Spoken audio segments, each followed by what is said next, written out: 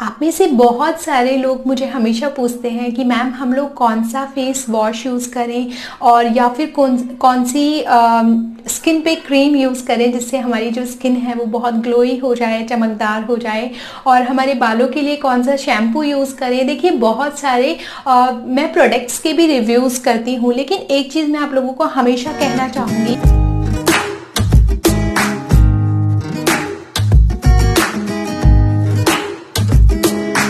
कि ठीक है वो एक अलग साइड में है।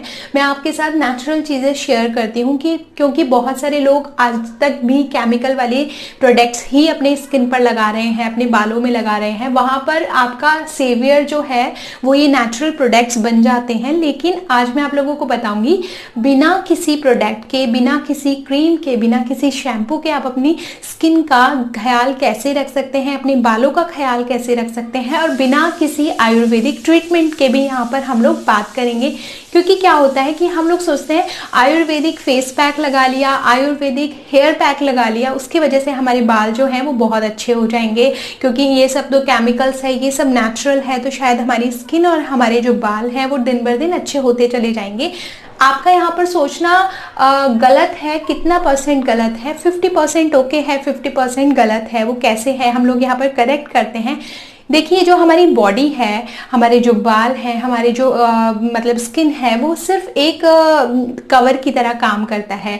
असली जो हलचल हो रही है वो हमारे शरीर के अंदर हो रही है। तो अगर हम लोगों ने हमारे शरीर की गड़बड़ी जो हो रही है, पेट के अंदर की जो समस्या है उसको ठीक कर लिया, ऑटोमेटिकली आपकी जो स्किन के ऊपर डार्क स्पॉट्स होते हैं, आपके हेयर्स के ऊपर अगर डैंड्रफ रहता है, अगर आपकी स्किन पे ड्राइनेस है, किसी भी तरीके की प्रॉब्लम है, तो वो अपने आप चली जाएगी। कैसे चली जाएगी?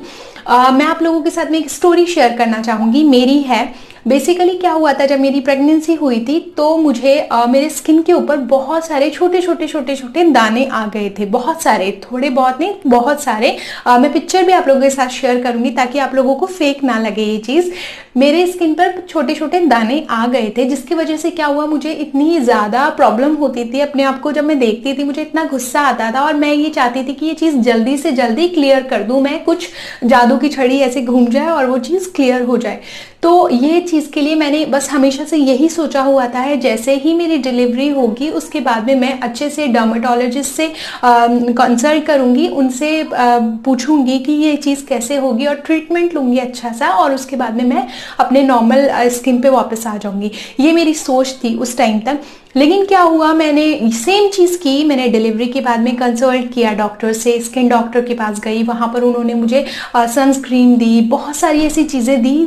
5 क्रीम्स उन्होंने मुझे प्रोवाइड की। इसके साथ साथ उन्होंने मुझे कहा कि आपको सनस्क्रीन हमेशा अपने स्किन पर लगानी है और ये सारी जो क्रीम्स हैं ये लगानी है। लेकिन पता है क्या होता था, मेरे मन में हमेशा से ये चीज़ थी कि ठीक है, ये जब तक आप ये चीज़ लगा रहे हैं तब तक तो आपकी स्किन अच्छी है, तो क्या ये चीज़ें नेचुरली ठीक नहीं हो सकती? आयुर्वेद में इतनी शक्ति नहीं है कि ये जो चीज़ें हैं इनको नेचुरल तरीके से ठीक करा जाए? मैंने उस टाइम से धीरे धीरे आयुर्वेद में मेरा जो रुझान था वो बचपन से था, लेकिन तब मैंने ये चीज़ें स्टेप बाय स्टेप पढ़नी शुरू करी। कुछ मैंने वीडियोस देखे जिसकी वजह से मुझे लॉट्स ऑफ मतलब लोगों के बारे में, लोगों से सुना और बहुत सारे ट्राई किए, तब नुस्खों पर आई। और आप यकीन मानेंगे, मेरा जो स्किन का रिजल्ट था वो मेरी जो स्किन थी 40% तक ओके हो चुकी थी। तो इससे मुझे एक सेटिस्फेक्शन था कि हाँ ये चीज़ें भी वर्क करती है, बट इनको रेगुलर करना पड़ता है, तब ये चीज़ें असर दिखाएंगी अपना। लेकिन मेरे पास में बेबी के साथ में इतना टाइम नहीं होता था कि मैं ये स्किन के ट्रीटमेंट भी करूं। मैंने हल्दी, बेसन और दही, नींबू, शहद, इन सबको मिलाकर जो उपटन बनता था वो डेली अपने स्किन पर लगाना, डेली उसको रब करके उतारना मॉर्निंग में और इवनिंग में, ये डेली करती थी मैं। और मैंने 2 मंथ्स तक ये किया। उसके बाद मुझे 40% इसका रिजल्ट मिला कि मेरी स्किन के जो डार्क जो पैचेस थे वो थोड़े कम हो गए, लाइट होना शुरू हो गए। तो लेकिन फिर उसके बाद जैसे जैसे बेबी बड़ा होता है आपके पास में टाइम की कमी आ जाती है, बेबी आपके बिना नहीं रह पाता। ऐसे कुछ मेरे साथ में रीजंस होने लगे। लेकिन क्या हुआ, मैंने फिर उसके परमानेंट सोल्यूशन के बारे में जानना शुरू किया कि फिर लोग कहते थे कि आप ये कर लो, ये हो जाएगा। फिर मैंने बहुत सारे, मैं आपको बता रही हूँ, जैसे न्यू मदर होती है उसको बहुत सारे लोग गाइड करने आ जाते हैं, उस तरीके की प्रॉब्लम जो थी वो मेरे साथ हुई। तो आपको क्या करना है, देखिए यहाँ पर मैं वन स्टॉप सॉल्यूशन में आज आप लोगों के साथ में शेयर कर रही हूँ। किसी भी दवाई का जो इलाज है, आयुर्वेद कहता है कि अगर आपको कोई भी बड़ी से बड़ी प्रॉब्लम आ जाए, लंघनम जो होता है मतलब व्रत करना सबसे बड़ी औषधि है। लंघनम परम औषधम, ऐसा आयुर्वेद कहता है कि उससे बड़ी औषधि कोई नहीं है। फास्टिंग सबसे बड़ी औषधि है। अब फास्टिंग किसे करनी चाहिए? जो इसको कर सके, स्वस्थ हो, वो फास्टिंग पे जा सकता है। हम लोग फास्टिंग का नाम सुनते ही यहाँ पर क्या आ जाता है हमारे दिमाग में भ्रांति कि फास्टिंग के लिए मतलब नो खाना, नो पीना, बस चुपचाप बैठे रहना, हरि भजन करना। This is not fasting. Basically fasting का यहाँ पर रीजन क्या है कि आपने किसी चीज को स्विच करके दूसरी चीज पे आपने स्विच ऑन हो रहे हो, किसी चीज से कट करके दूसरी चीज पे आप आ रहे हो। जैसे कि यहाँ पर अन्न को कट करके आप फ्रूट्स पे आ सकते हैं, वेजिटेबल्स पे आ सकते हैं, वाटर पे आ सकते हैं, या नो वाटर फास्टिंग भी हो सकती है। यह आपकी कैपेबिलिटी पे डिपेंड करता है, आप किस चीज के कैपेबल हैं, कितना कर सकते हैं, वो आप पे डिपेंड करता है। मेरी सिचुएशन जो थी, मैं एक फीडिंग मदर हूँ और मैं बेबी को फीड कराना होता है, तो बिल्कुल भी पॉसिबिलिटी नहीं है कि आप सिर्फ वाटर फास्टिंग करें या वाटर को तो छोड़ दें, ये तो बिल्कुल भी पॉसिबल नहीं है और ऐसी बेवकूफ़ी ना ही करें तो अच्छा है। आपको फिर क्या करना है, आपको फ्रूट्स पे आ जाना है, अच्छी डाइट लेनी है। जैसे कि अच्छी डाइट से मेरा मतलब ये नहीं है कि आप 2 रोटी खाते हैं तो आज से 5 रोटी खाना शुरू कर दीजिए। कहने का मतलब है बैलेंस डाइट लेनी है। बैलेंस डाइट में क्या होता है, सबसे पहले आप फिक्स कीजिए रूटीन। रूटीन बहुत ज़रूरी होता है। अगर आप अपनी ज़िंदगी में कुछ करना चाहते हैं तो रूटीन से चलिए, ऑटोमेटिकली आप अपने गोल तक पहुंच जाएंगे। कैसे रूटीन फॉलो करना है, उठने का टाइम बनाना है, उसके बाद में उठने के बाद नहाने धोने, और उसके बाद में आपको खाना खाने, ब्रेकफास्ट का जो खाना है, जो मॉर्निंग का टाइम है, उसका हमेशा से आपको पालन करना है कि हाँ मैं अगर 8:30 बजे सुबह उठते ही खाती हूँ तो खाऊंगी, वो आपको बनाना है। आपको लंच अपना डिसाइड करना है कि कितने बजे करना है और वही टाइम रहना चाहिए। शाम का टाइम आपका खाने का क्या रहेगा, वही आपका रहना चाहिए। ये आपको एक साइकिल बनाना है अपना। अगर आप इस साइकिल के ऊपर चलते हैं, ट्रस्ट मी, चलिए थोड़े टाइम तक, ऑटोमेटिकली आपकी बॉडी की हर प्रॉब्लम सॉल्व होने लगेगी। अब इसमें मैं आपको बताती हूँ खाना क्या है। जैसे सपोज आपको ब्रेकफास्ट में उठते ही पराठे खाने की आदत है, तो देखिए जब आप सुबह उठते हैं आप सतोगुनी होते हैं, आपका दिमाग शांत रहता है, आप मतलब बहुत अच्छे मूड में होते हो, सुबह उठते हो सारी जो आपका चित्त है वो आपका एकदम शांत रहता है। तो क्या करना है हमें, बेसिकली ऐसी चीज़ें खाओ ना जिससे जो सात्विक हो नेचर में, डायरेक्ट नेचर से हमें मिले, ऐसी चीज़ें हमें खानी चाहिए। जैसे कि आप दूध ले सकते हैं गाय का दूध तभी आप पीजिएगा जब आपको A2 काऊ मिल्क मिलता हो, प्रॉपर A2 काऊ मिल्क। यहाँ पर देसी गाय का दूध मैं बोलना चाहूँगी, वो मिलता है, या भैंस का दूध भी मिलता है, तो भी आपके यहाँ परंपरा है शुरू से, मतलब बड़े बुजुर्ग पीते आए हैं, तो अगर आपको सूट करता है तो आप पीजिए। लेकिन जो A1 काउज होती हैं उनका मिल्क आप ना लीजिए, उससे बेटर है आप कोकोनट मिल्क बना सकते हैं। जो आजकल वेगन मिल्क जो होते हैं वो आप बनाकर ले सकते हैं, प्लांट बेस्ड मिल्क जो होते हैं, मूंगफली का दूध, इस तरीके का। लेकिन ये बात याद रखिएगा, ये जो दूध आप पी रहे हैं प्लांट बेस्ड, पचने में थोड़े भारी होते हैं। गाय माता का जो दूध होता है, जो A2 काऊ का मिल्क होता है, वो पचने में बहुत हल्का होता है। इसलिए इसको ले रहे हैं तो 1-2 बार ही लीजिएगा वीक में, ज़्यादा ना लीजिएगा। क्या पता आपको सूट करे या ना करे। किसी की डाइजेशन पावर बहुत डिफरेंट होती है, सभी की डाइजेशन पावर किसी की कम है तो किसी की ज़्यादा हो सकती है। तो ये हमेशा याद रखिएगा कि जो चीज़ आप ले रहे हैं उसे थोड़ा लेकर देखिए, सूट करती है तो और लीजिए। इसके साथ में आप थोड़े से नट्स ले सकते हैं। नट्स को हमेशा भिगोकर ही खाना है आपको। जैसे अगर आप काजू लेते हैं, 2-3 काजू ले सकते हैं, 2 अखरोट के पीस ले सकते हैं, 1 अखरोट ले सकते हैं, मतलब उसको भी भिगोना है। और थोड़ी सी मुनक्का ले सकते हैं, 1 अंजीर ले सकते हैं, 1-2 डेट्स ले सकते हैं। ये सब चीज़ें अगर आप भिगोकर खाते हैं तो आप मॉर्निंग में आपका ब्रेकफास्ट हो गया। आपको कोई प्रिपरेशन की ज़रूरत नहीं है, सिर्फ मिल्क बॉईल करना है और इन सब के साथ में खाना है। या फिर आप पंजरी वाला लड्डू बना के रख सकते हैं, 1 लड्डू मिल्क के साथ में आपने उठते ही खा लिया। वॉशरूम जाने के बाद में, ठीक है।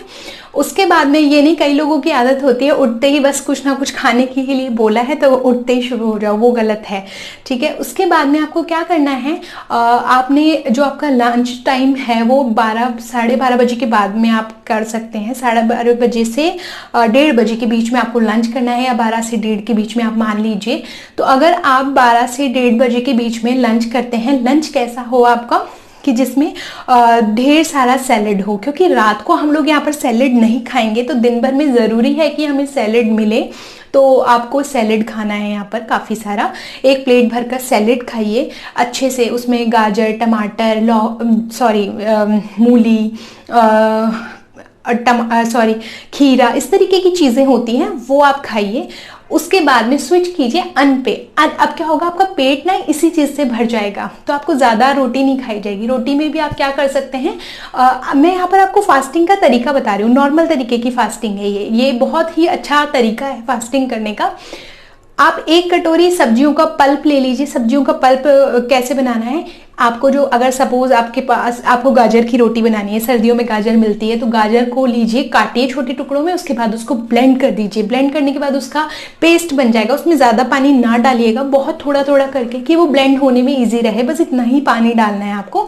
उसको ब्लेंड कर दीजिए, उतना आटे में उसको गूंद लीजिए, पानी नहीं डालना है आटे में, फिर से आटा उतना ही लीजिएगा जितने में वो गाजर जो है वो गुंज जाए आराम से। इसी तरीके से आप लौकी को कर सकते हैं, पालक को कर सकते हैं, बथुए को कर सकते हैं। ज़्यादा से ज़्यादा ट्राई कीजिए सब्जियां डालने का, अन्न यहाँ पर कम लेने का। आटे में इसको गूंद लीजिए अच्छे से। उसके बाद में आप सब्जी बना लीजिए अच्छी सी, दाल बना लीजिए, कोई भी जो चीज़ आप बना सकते हैं।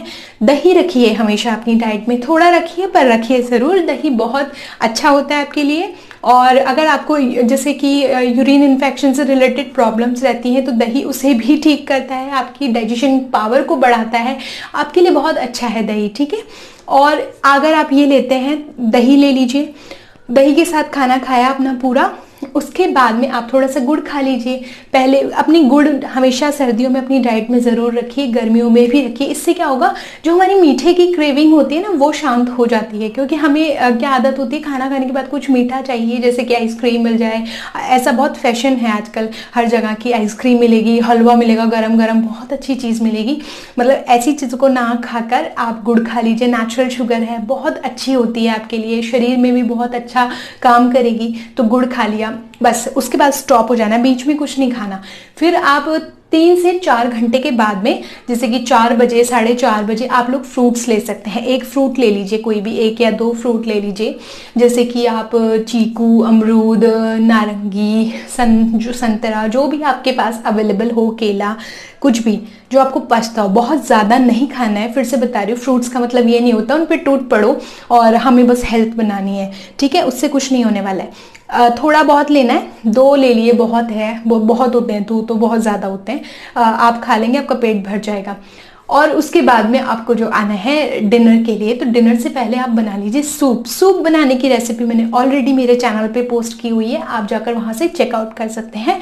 इसी तरीके से मैं आप लोगों के लिए बहुत सारी रेसिपीज़ भी इस चैनल पर लेकर आऊँगी कि जिसे आप घर पर बना सकते हैं इजीली और खा सकते हैं। मतलब इस तरीके की कुकिंग मैं आप लोगों को शेयर करूँगी, जो मैं अपने किचन में हमारे लिए कुक करती हूँ, वैसी ही चीज़ें। फिर उसके बाद आप डिनर पे जाइए। डिनर पे क्या लेना है आपको, डिनर हमेशा जो आप करेंगे ध्यान रखिएगा, जो सब्जी होनी चाहिए आपकी वो कभी भी मतलब गाढ़ी सब्जी जिसे कहते हैं ना, वो नहीं होनी चाहिए, ग्रेवी वाली नहीं होनी चाहिए, सूप वाली सब्जियां होनी चाहिए। जस्ट लाइक कि आप दाल ले सकते हैं। इसीलिए पहले के टाइम में ना रात के समय हमेशा दाल बनती थी, क्योंकि दाल में नींबू निचोड़ के अगर आप पीते हैं ना, नेक्स्ट डे आपका जो पेट है वो बहुत अच्छे से साफ हो जाता था। और दाल की कोई छोटी कटोरी नहीं होती थी पहले के लोगों के पास, इतनी बड़ी कटोरी लेकर उसमें नींबू निचोड़ के फिर 2 रोटी या 3 रोटी के साथ वो खा लेते थे। दाल से ही उनका पेट भर जाता था, तो इसलिए पतली दाल बनती थी और बहुत अच्छी होती थी। तो वो दाल आप लीजिए, पतली पतली बनाइए, बहुत गाढ़ी दाल ना बनाएं। आजकल तड़के वाली दाल का फैशन है, डबल तड़का लगाकर, वो हेल्दी नहीं है आपके लिए। तो उसे भी मैं आपके लिए दाल बनाने की तरीका भी शेयर कर दूंगी, किस तरीके से दाल बनाई जाती है। तो ये दाल आप खाएं। उसके बाद में आप पतली पतली रोटियां बनाएं, एकदम पतली पतली बनाएं, जिस तरीके से मैंने बताई। अगर वैसा फॉलो करना चाहते हैं तो वो, अगर नॉर्मल भी खाते हैं तो ओके है। डाइट पे जाना चाहते हैं, वजन कम करना चाहते हैं तो वो चीज़ करिए, नहीं करना चाहते, जैसे मैंने आपको बताया, इससे क्या होगा, देखिए आपका पेट भी भरा रहेगा और आपको लगेगा भी नहीं कि आपने अन्न को थोड़ा स्विच किया है अपनी डाइट से, ये चीज़ हो जाएगी, ठीक है। उसके बाद रात को सोने से पहले 10 बजे के आसपास आप थोड़ा सा दूध ले सकते हैं, थोड़ा सा मतलब इतना सा ग्लास आप दूध का, गर्म दूध का गुनगुना कर कर उसको पी सकते हैं। चाहे तो उसमें थोड़ा सा शहद मिला सकते हैं मिठास के लिए, या फिर उसमें एक खजूर डालकर रात को उबाल कर उसको अच्छे से पीकर सो सकते हैं। इससे आपको नींद भी बहुत अच्छी आएगी और ये बहुत हेल्दी होता है आपके लिए। तो ये मैंने मेरा एक रूटीन बताया, इससे क्या होगा, आपकी स्किन में ऑटोमेटिकली चेंजेस आएंगे, आपकी हेयर्स में बहुत अच्छे चेंजेस आपको मिलेंगे, आपके पिंपल्स हो रहे हैं वो रुक जाएंगे धीरे धीरे। लेकिन बस हमेशा ध्यान रखिएगा कि तेल को कम करना है डाइट से, घी आप अपनी जो डाइट में हमेशा रखना है। A2 का ओका मिले तो बहुत अच्छी बात है, नहीं मिलता है तो भैंस का चला लीजिए, कोई बात नहीं है। आपको भैंस का लिंक भी मैं शेयर कर दूंगी, कौन सा घी लेना है वो मैं आप लोगों को 1-2 लिंक शेयर कर दूंगी जो मैंने भी ट्राई किए हैं और बहुत अच्छे हैं। अगर आपको सूट करता है तो आप ज़रूर मंगवाइएगा। A2 का जो घी है वो लीजिए, 3 चम्मच आप खा सकते हैं, 3 चम्मच से ज़्यादा ना खाएं, 3 से 4 चम्मच आप खा सकते हैं, इतनी अपनी जो डाइट है उसमें रखिएगा घी ज़रूर। बट तेल का जो तड़का है वो, जैसे अगर आप चमचा भर के लगाते थे तड़का, तो ध्यान रखिए बस 2 चमचे में तड़का लग जाएगा, इससे ज़्यादा मत करिए। और भी रेसिपीज इस तरीके की आप लोग YouTube से सर्च कर सकते हैं कि जैसे लोग जो हैं बिना तड़के वाली दाल किस तरीके से बनाते हैं, बिना तेल के कुकिंग किस तरीके से की जाती है। तेल को कट करना है, बस तेल को, घी को कट नहीं करना है। यहाँ पर दूध अपनी डाइट में अच्छा रखना है, दही रखना है, और जो मैंने बताया आपको घी रखना है। ये सब चीज़ें आप अपनी डाइट में रखिए, देखिए ऑटोमेटिकली आपका जो पेट है वो साफ होने लगेगा। और अगर आपको जैसे कब्ज की समस्या रहती है, 1-2 दिन में आप 1-2 दिन छोड़कर आप कभी कभी रात को गुनगुने दूध के साथ त्रिफला का 1 चम्मच चूर्ण खाकर और सो जाया करिए। त्रिफला का चूर्ण खाइए, उसके बाद थोड़ी देर बाद दूध पी लीजिए। इससे क्या होगा, आपको पेट अपना साफ होता जाएगा। जैसे जैसे आपका पेट है वो साफ होता जाएगा, आप देखेंगे ऑटोमेटिकली आपकी जो स्किन है वो एकदम निखार आता जाएगा आपकी स्किन में। आपको किसी तरीके की कोई ट्रीटमेंट की ज़रूरत नहीं पड़ेगी। ये जो वीडियो है ये बेसिकली हर प्रॉब्लम का इलाज है। जैसे जैसे आपका पेट साफ, वैसे वैसे आपकी स्किन ग्लो करेगी।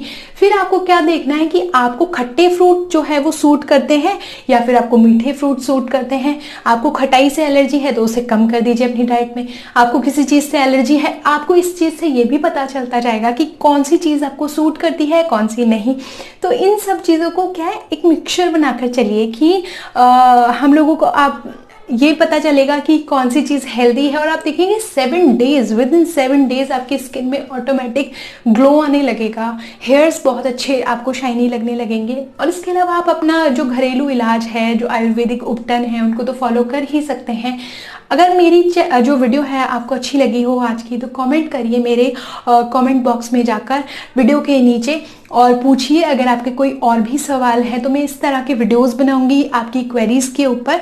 और तब तक के लिए चलिए मिलती हूँ नेक्स्ट वीडियो में। जय श्री कृष्णा, राधे राधे।